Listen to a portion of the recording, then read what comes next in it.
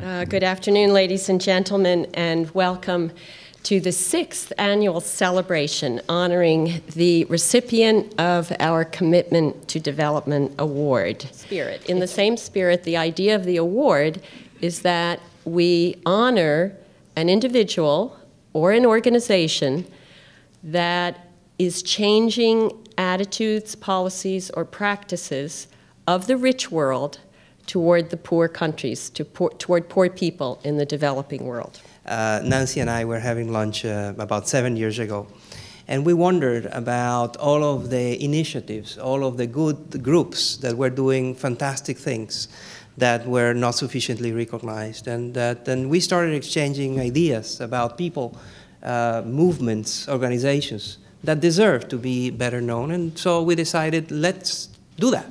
Let's do something that ensures that good initiatives are recognized for what they are, and here we are. The idea that development is not something that only happens and should be the concern of poor countries or a small elites in developed, rich countries, but that what happens there matters here, and we better pay attention. That's why it became so obvious that the One campaign was a very strong contender from the beginning.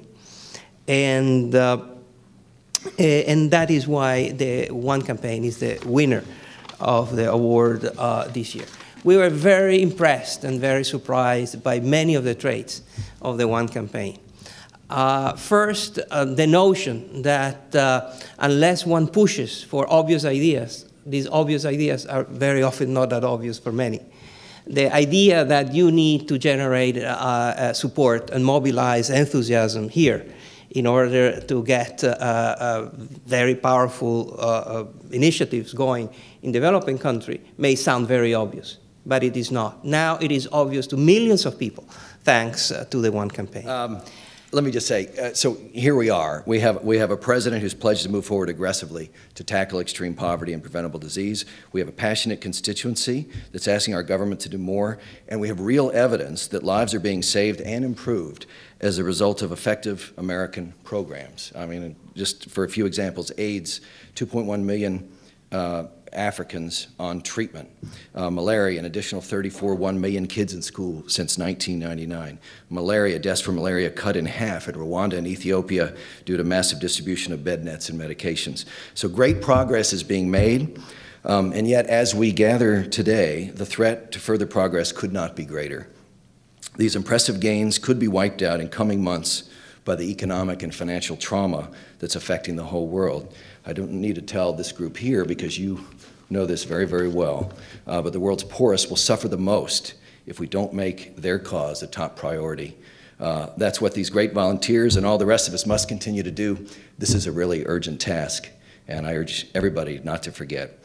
So now, I'm honored to welcome to the stage two great champions of the fight against extreme poverty and two great friends and supporters of One, Tom Daschle and Cindy McCain.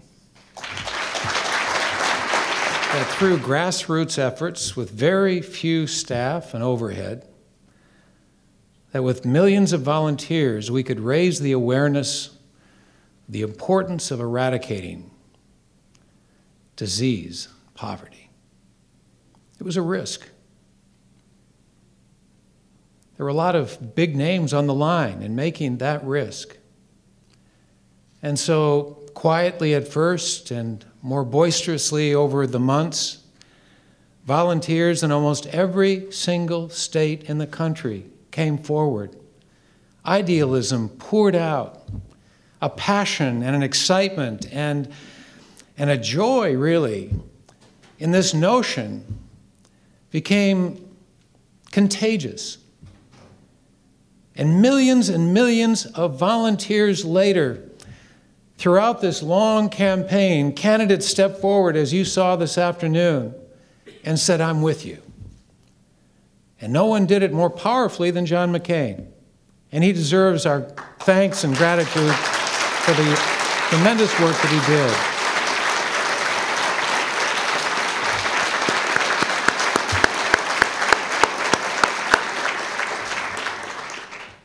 We now have a president and we have a Secretary of State who also made similar commitments. And so that gamble, that risk, that notion couldn't be more evident this afternoon. It has worked. Importantly, I had the opportunity on this campaign trail to watch these one volunteers. The very first time at a town hall meeting, as a spouse, sitting back, not able to respond to anything, and they stand up and my husband gives them the floor and I get, oh no, are they going to get mad? What are they going to do? You know, what's happening here? The reason one was so successful in getting our attention is because they were respectful. They were bipartisan. They were truly committed, and they had a voice that was one that we could understand and relate to. These young people and middle-aged people and old people that showed up truly, truly are committed to what one is all about and represent one in such a wonderful fashion. So the times that I stand outside with a group of people in the dirt and in the flies and watch babies that may not make it and wonder, is anybody paying attention? Is anybody paying attention? And I thank you, CDG, for paying attention to one. They are a marvelous organization. They are one that is going to help this world come about. There's nothing partisan about poverty. There's nothing partisan about starvation. There's nothing partisan about rape. This is all about making this world a safer and better place to live for all of us. Thank you, one. Thank you for what you do. Thank you. My name is Julie Chen. I'm an attorney.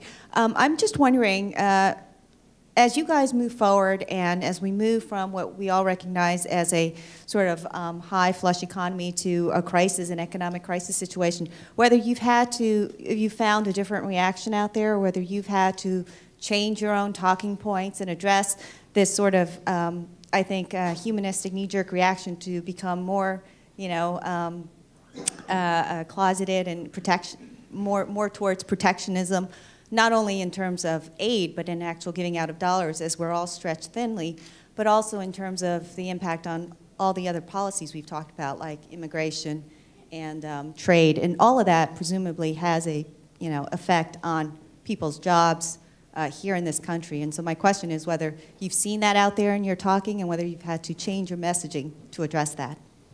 3 years ago, the single most consistent negative retort that I would hear was, well, we need to worry about people in this country. And this was long before the crisis really mushroomed into what it is today.